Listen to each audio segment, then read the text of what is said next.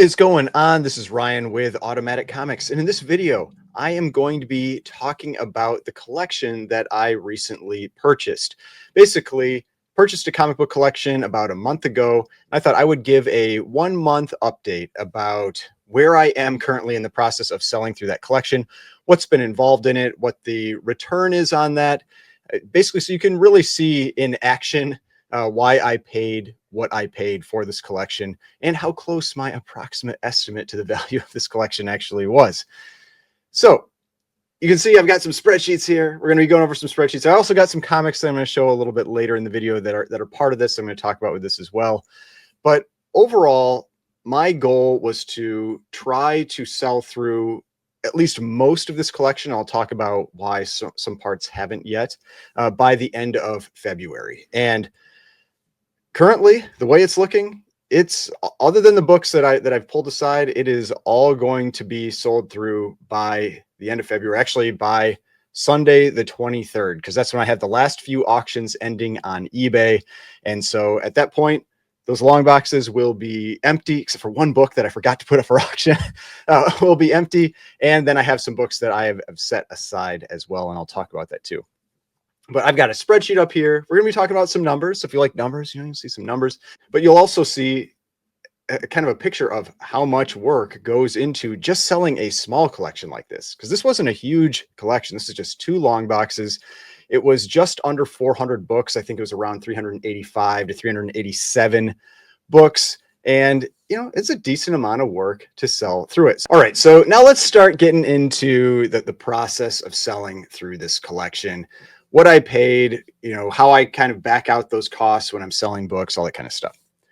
So what you've got here is I've got this spreadsheet, and I have what I consider the most important things for us to talk about along the top here. We've got what the lot was, basically the item was that I sold, what I calculated as the initial cost of that item, what it actually sold for, what the fee for shipping was, what the actual shipping cost was, if there were any fees like eBay or PayPal fees that went with it.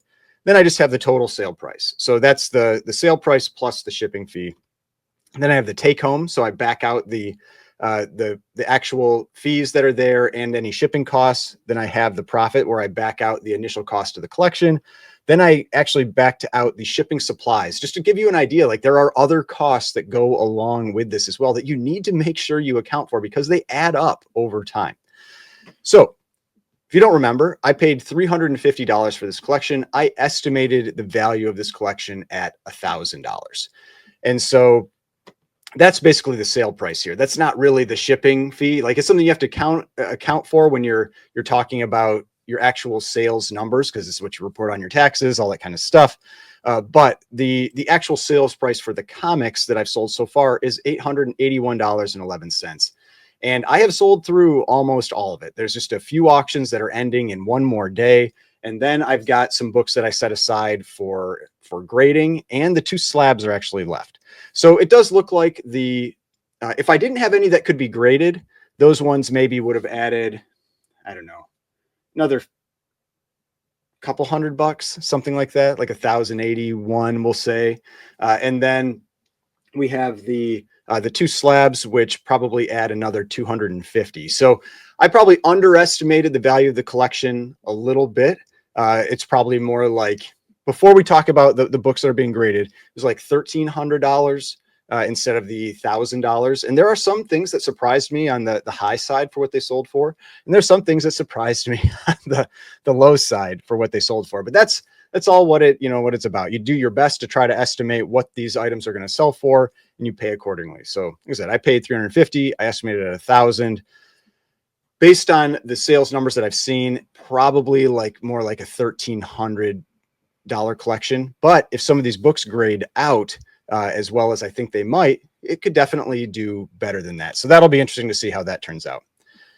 But you can see over on the left here, these are all the different lots of books that I sold. And because we're dealing with a lot of books that are from the 80s, this is like 1984 through about 1989 is the vast majority of the books that are in this collection. Most of those books don't have a ton of value on their own. And so there may be $1, $2, $3 a book. But if you package them all together, sell them at once, then you get a little more value for that item in terms of your time, because you got to package these books up, take them to the post office, all that. And if it's like $1 a book, it's just not worth your time. But if you put, say, 5, 10, 15 books together, then it becomes more worth your time to package them up and sell them. So this collection had, I think I said, just under 400 books, like 385 or 387. And you can see here, we've got lots of 9 books, 32 books, 7, 4, 12, 6, 9, 8, 22. Like I sold these off as relatively larger lots, except for a few issues that had more individual value. And the other thing that you can see here is how the comic cost starts off higher on my list. This is actually the order that I sold them in, and it gets lower as I go further. And that's because what I'm doing is I'm backing out my costs that I paid for this collection from these sales. And so basically I'm taking almost zero profit at the beginning and then getting my profit out of the later sales from the collection. And so you can see here, this like Marvel Tales lot, I sold for $20, and I'm saying my cost into it was 15. So that means out of the 350, now I have 335 left. And then the Gru and Count Duckula books sold for 70. And I said my comic cost was 65. So now, we're $80 out of that. So we have 270 left, and so on. And we keep going through that until we reach the point where I make it so that each comic is worth 1 penny. It just works on my spreadsheets better. If it actually has a value, it's not zero. It causes problems when you're dividing, by zeros and that kind of thing. So I get down to the point where what's left is the equivalent of each comic that I have in the collection being worth 1 penny. And so this is the point where I got to that. That was when I sold this Transformers lot. There were issues 1 through 3, sold that for $50. That got me down to where now everything afterwards that I sell is basically pure profit. And so all of these lots, you can see the cost of the comic drops to 1 penny. This is a 9 comic lot. It's 9 cents. This was a 22 comic lot, 22 cents. This one right here was a big one. This is a Walt Disney comics lot. This was 65 books, and so 65 cents. And so you can see that's how I do it. You don't have to do it this way. Some people just divide things evenly across every book. This is just the way that I like to do it, so that once I've made those initial sales and gotten my money back, I don't have to think too much about the next books that I'm selling in terms of what I have to report on taxes and all this kind of stuff where I have to talk about my profit and my expenses and everything. So with all of that, you can see here that so far I've sold $881.11, shipping fee of $305.50. This is what I charged for shipping. Shipping costs, this was my cost to ship the items, $245.38. Now, this is one area that I want to talk about. I actually broke this out separately because I know some people will go like, oh, you're profiting off of shipping. Wrong. So this is one of those areas that people, I think maybe sometimes they forget. And if you are selling enough items, you need to make sure that you are actually accounting for this. And that is the cost of shipping materials. That stuff isn't free. And it adds up, especially when you start selling a lot of different items. And so here I have about $60 that looks like profit from shipping, but it isn't. And so I've got a little extra breakdown here of the shipping supply. So you're going to see what I'm talking about. So here we've got what my excess was per sale on shipping on average, because sometimes it was more, sometimes it's less. I just use fixed fees and it all works out kind of in the end. And so the total excess was $60.12 or $1.94 per item. I use the Gemini magazine cardboard cutouts that I purchased. It's just a lot, especially when you're dealing with a large number like this. It's a lot easier than trying to find boxes to cut out cardboard and all that. So those cost 23 cents a piece. So across all the lots, it cost me $14.25. Then I had Gemini mailers. If you're not familiar with those, they're a specific type of box that you can create to ship, largely to ship comics and books and that kind of thing. Those ones cost me 85 cents a piece. For the ones that I actually needed Gemini mailers for, sometimes I used USPS boxes. That was $11.89. Then I had bubble wrap, because when I was using USPS boxes, other types of boxes, I would put the lots between those Gemini magazine pads, and then I would wrap them in bubble wrap. And so I used about 1.7 rolls of bubble wrap. Each roll of bubble wrap is $23.31. It cost me $39.63. So you can see my total shipping supplies costs were $65.78. My total excess from shipping was $60.12. So I was actually losing 18 cents per item that I shipped after shipping supplies. And so, yeah, it's not a ton of money in these, it's like 30 items, 18 cents. It's like what, $6, something like that.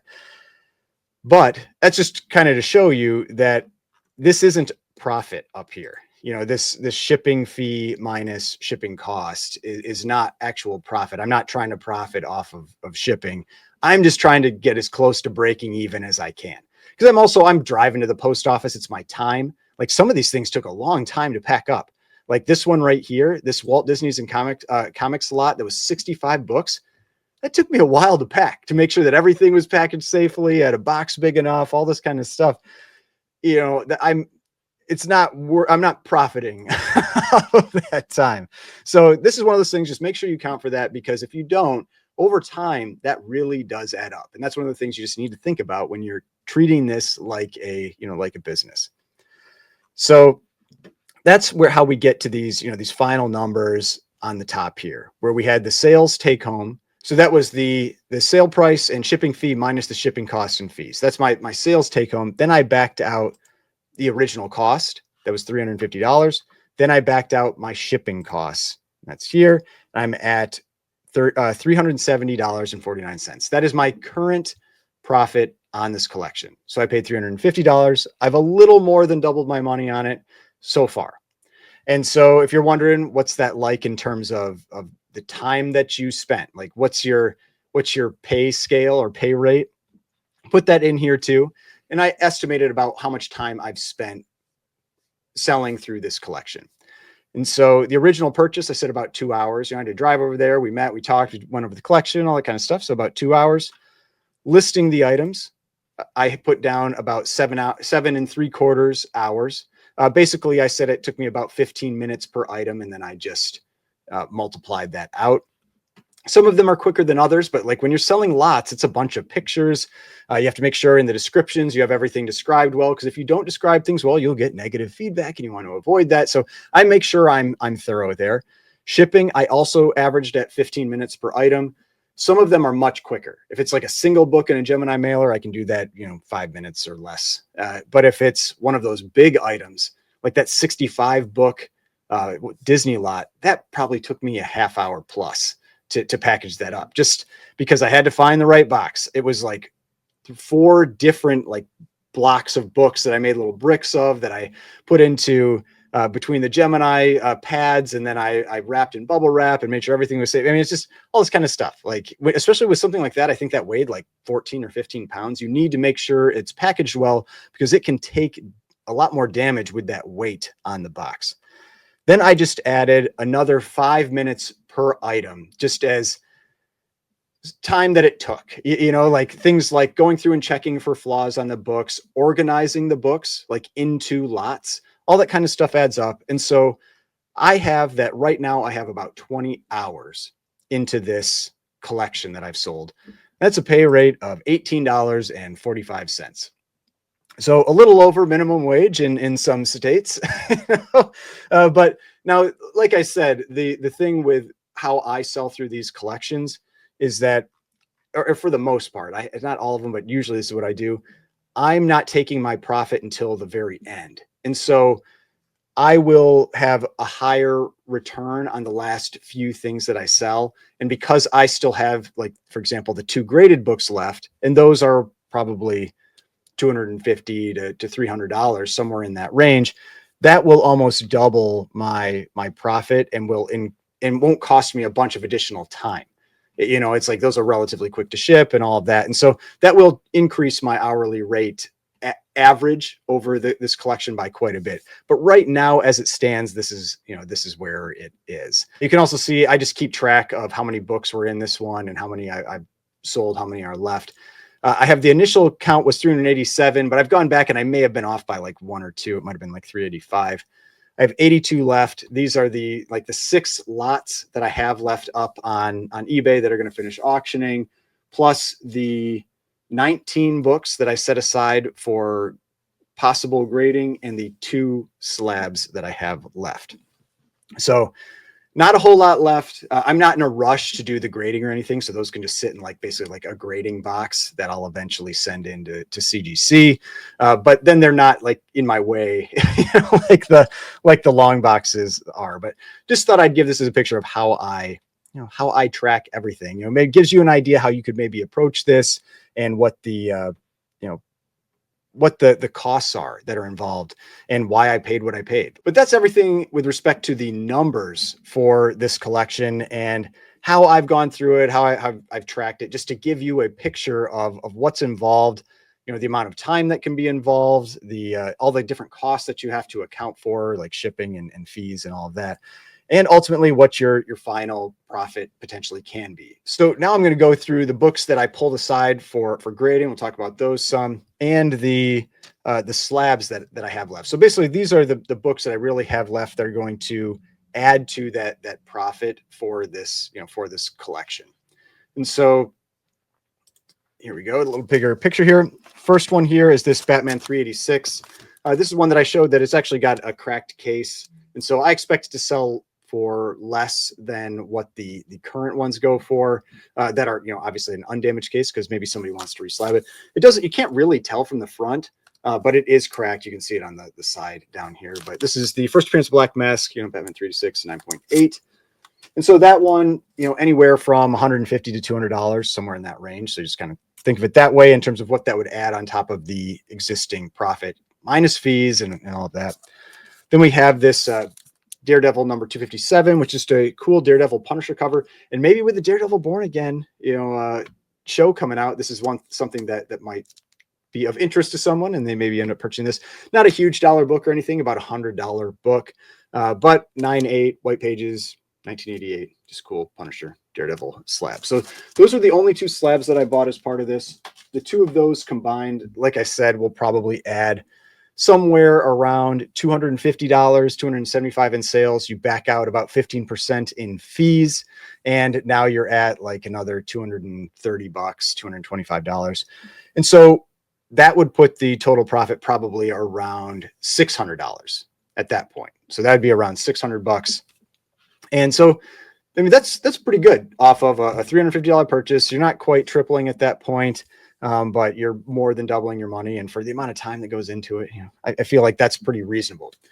Now, the thing that you never can really count on, I mean, I've bought not a bunch of collections, but like 4 collections maybe now. And of those collections previously, I think I had only sent in 2 books to be graded, something like that. It's just like, you don't always have books that are worthwhile to grade that you get in a collection. This collection, though, I felt like there were actually quite a few that when I started going through it that I thought may add some additional value, and not necessarily huge value. Some of them might add a little bit, some of them might not add too much, but I felt like these are ones that have the potential to be worth sending in. And a big part of these are 9.8 pre-screens, but the first 2 aren't. These ones aren't quite, I don't think, that 9.8 level, but they're high enough grade that I thought they were worthwhile to send in. And so I'll probably getting these 2 graded. So this is the first one here is this Teenage Mutant Ninja Turtles number 5. This is a nice copy. I don't remember. I don't have the estimate right in front of me, and what I graded as is in the 9s though. Like, it's a nice book. And so I felt like this one was worthwhile to grade. And then this one right here, Teenage Mutant Ninja Turtles number 14. I also felt like this one was pretty nice, high enough grade that I felt it was worthwhile to grade. Not like a 9.8 pre-screen, but I thought it was maybe a 9.4 or 9.6, somewhere in that range. So there was those 2. The next, so that's the first 2. Then there were 17, I think this is 17 more books.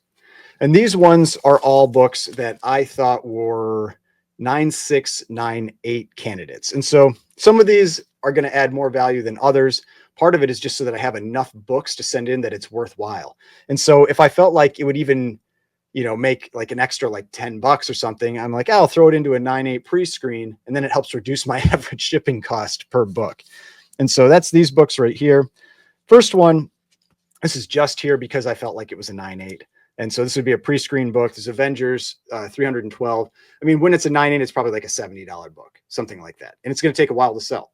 It's so, I mean, after pressing and grading and everything, I mean, this is a book that maybe only sells for like a couple bucks in its raw state, but a 9.8 makes it worthwhile just to add it to the to the stack of books that you send in, just to help reduce the average shipping costs. So the next one here is actually a kind of a key, minor key.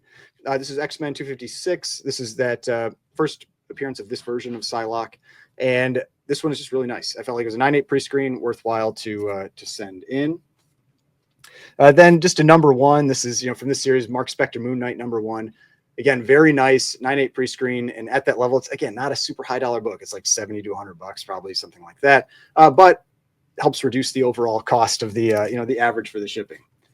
This was the nicest book. There were a bunch of Wolverine books, and this was the nicest book out of all of them, which is great because this is probably the most valuable of those. And this is Wolverine number 17. And this is a stunner. I do think this has a very good shot at a 9.8. And 9.8 is worth it. I think probably like 125 to 150 bucks, somewhere in that range. So 9.8 pre-screen, I'll be sending that one in. Now the risk there is always like, I don't do 9.8s a lot. And so my eye isn't quite as trained for the 9.8s. And so, I mean, I could be wrong. And then I just end up paying CGC a bunch of fees. Then I get all these books sent back to me. And so then I just lost all my profit on like if you send in for 9.8 pre-screen, it costs you $9 for that pre-screen. And if it fails. And so with these books, that's like 180 bucks, but I've also got to get them pressed and clean. So I'll have that cost into it. So I would basically just like lose a bunch of money if that's the case. But we'll see.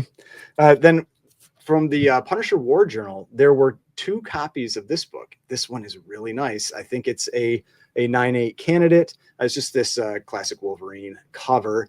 And so again, not like a huge dollar book, but I think it's maybe like $100 to $125 at this point. And so this one, 9.8 pre-screen candidate. Then just a few books that were really nice. There was this Batman 441. Felt like this was a 9.8 candidate. Then we had this from the Death in the Family run, Batman 427. Felt like this was a 9.8 candidate. I don't want to drop the the books down there. This felt like this was a 9.8 candidate. Then we had this one here, Batman 421, another one that I felt like was a 9.8 candidate. Then now we're getting into, I think all the rest of these are Teenage Mutant Ninja Turtles, because there were quite a few books in here from that early Teenage Mutant Ninja Turtles run that were very nice. Not all of these are 9.8 candidates. Some of them are more like 9.6. I mean, we'll see. Like I'm hoping for a couple, and it's going to be the question of, do I try to send it in as a 9.8 pre-screen and hope that helps it get that 9.8, or do I send it as a 9.6 pre-screen just to help ensure that it actually gets graded? But first we've got issue number 19. This one was a really nice copy. Then we have issue number 16. This one, I think this is one that in a 9.8, it's like $2,000, something like that. It's really expensive, like $1,500. I mean, if this does hit, and this is one of the ones where I feel like it is a strong 9.6 and a weak 9.8. It has one very definite spine tick here, like a color break, and a little rub down in this bottom corner, and it is otherwise a stunner. And so, I mean, you can absolutely get 9.8s with like 2 spine ticks. I've even seen them with 3. And so I feel like it's got a shot. And so this one, even if, I don't know, this is the one where I'm really wondering, do I send it as a 9.6 pre-screen or do I send it as a 9.8 pre-screen? We'll see. I'll make a decision on that one. But if that one came back a 9.8, that would be incredible. Like I said, like this book is extremely tough. The entire back cover is black too. Extremely tough 9.8. It's only a few on census, and so that would be crazy if that one came back. But it's even worth it as like a 9.6, and I think even a 9.4, it's like a couple $100. So that one is probably going to be worth it regardless. Then this was, I think, the last issue in the run that he had. Yeah, this is number 23, and I felt like this was a 9.8 candidate because it's not a huge dollar book even in a 9.8, but I felt like that was a 9.8 candidate. Then issue number 21, I think I felt like this one was like a 9.6, 9.8 candidate. Then this one is really nice. I think I felt like it was like a 9.6. I just think this cover is awesome. This is one of my favorite covers from the early Teenage Mutant Ninja Turtles run. Just the colors, just incredible on this one. This is issue number 22. And yeah, I felt like this was a very high grade candidate. Don't know if I thought it could get a 9.8, but it is really, really nice. So maybe, yeah, but we'll see. Then let's see. We had this one. This one was not a 9.8. I think I felt like it was a 9.4 or 9.6. This is issue number 10.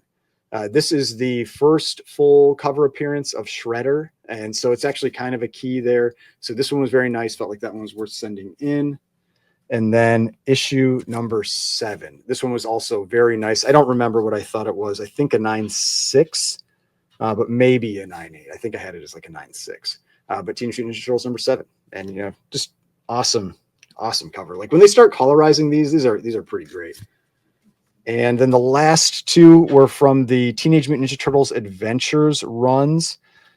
We have issue number 3 right here. And I thought this one was a 9.8 candidate. Like a really, really nice copy of this book.